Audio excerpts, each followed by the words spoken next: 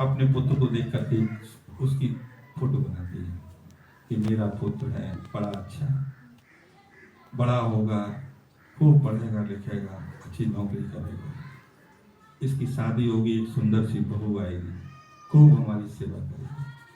ये मूर्ति किसने बनाई? माई ने बनाई। और अब क्या होता है कि इसका उल्टा होता है, लड़का बढ़िया से नहीं पढ़ता है, और बढ़िया से नहीं पढ़ता है, बढ़िया सी नौकरी नहीं लगती उसकी, शादी भी होती है तो उसकी बहू आती है, वो बड़ा ही चंचल प्रवृत्ति की होती है, माई की सेवा नहीं करती। अब उसने जो मूर्ति बनाई थी वो सारी मूर्ति टूट गई, क्योंकि जितनी अभिलाषा उसने की थी वो सारी अभिलाषा उसकी टूट गई।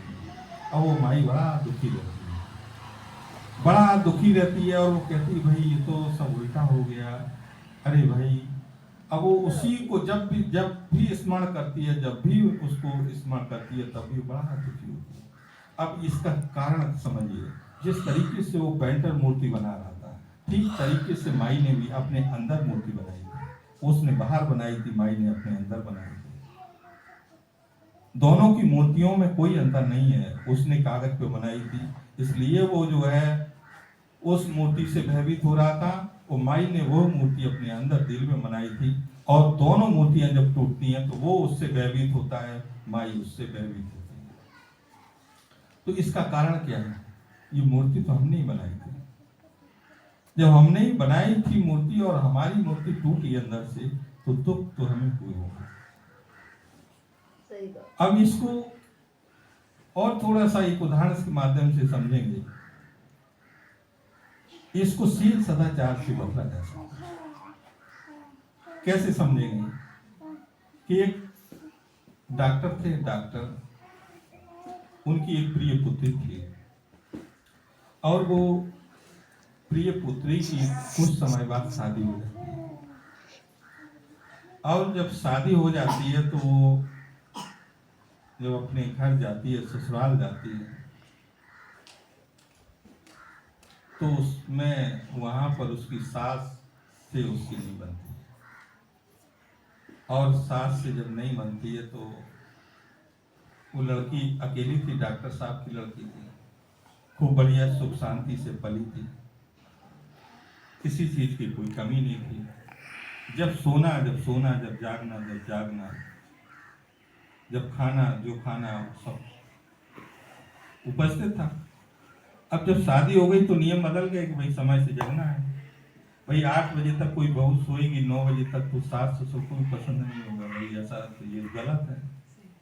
तो वहां पर उसके नियम बदल गए, तौर तरीके बदल गए, और वो तौर तरीके उसकी सासू माँ को जब पसंद नहीं आए, तो सासू माँ भी बहू और दोनों में 36 का आंकड़ा, आपस में टकरार, तो वो बड़ा परेशान हो गई। जब वो ज्यादा परेशान हो गई तो वो जो है लड़की बोली कि हमको अपने पापा से मिलने जाना है। तो वो भेज दिया जाता है उसको, वो अपने पापा के पास आती है। वो पापा से कहती थी, पापा एक हमारा काम कर दीजिए, आप तो डॉक्टर हैं। तो बोले बताइए बेटा क्या? बोले हमको जहर दे दीजिए थोड़ा सा। बोले क्या करोगी? बोले हम अपनी सास को खिलाएंगे, हम उससे बहुत परेशान हैं।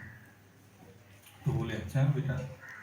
बोले हमें उसको खिलाना है, आप थोड़ी सी, आप डॉक्टर हैं, ऐसा जहर दे दीजिए कि वो एकदम ना मरे, धीरे धीरे धीरे धीरे कुछ समय बाद मरे, जिससे ये भी पता ना लगे कि हमने उसको जहर दिया।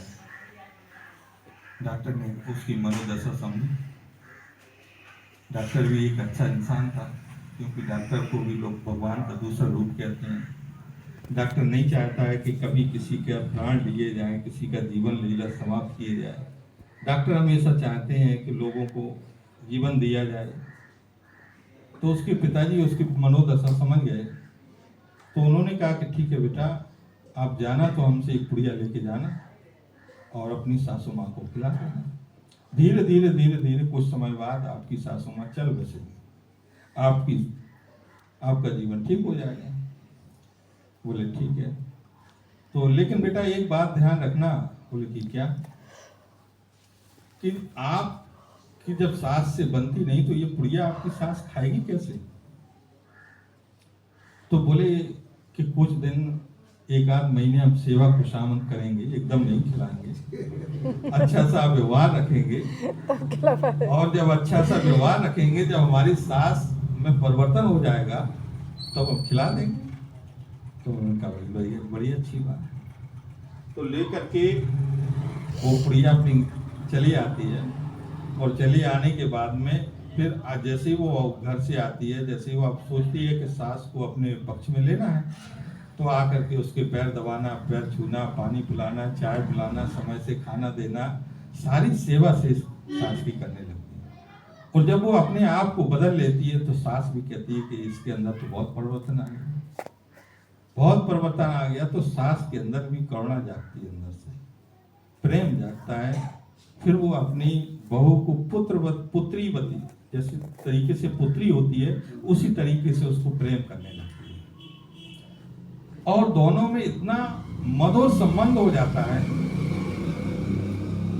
तब तक बहू क्या करती है कि बहू इस बात को नहीं समझ पाती है, और वो पुड़िया उसको खिला